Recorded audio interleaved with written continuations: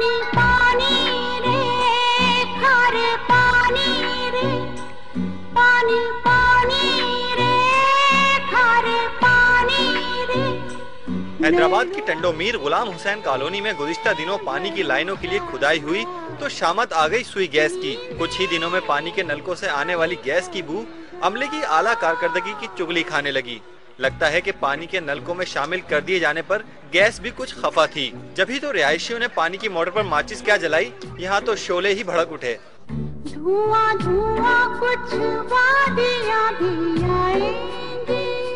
मगर ये अकलौता वाकया नहीं, ऐसा ही कुछ दिन कबल मुल्तान में भी हुआ, जब गैस के पाइप में पानी यूं शामिल हुआ जैसे कोई फुआरा निकल आया हो। पानी पानी रे खारे। यही नहीं, गैस मीटर भी हुआ पानी पानी। मगर बात यहीं खत्म नहीं हो रही, बल्कि फैसलाबाद के रिहायशी भी एक टिकट में दो मजे ले रहे हैं। फैसलाबाद में सनतों को तो गैस की फरहमी कई रोज तक बंद रहती है, मगर जब फैसलाबाद के रिहायशियों ने गैस मीटर खोले तो बजाय गैस के वहां से पानी निकल आया, जिसके बाद गैस के सताए और भी सीख पा हुए।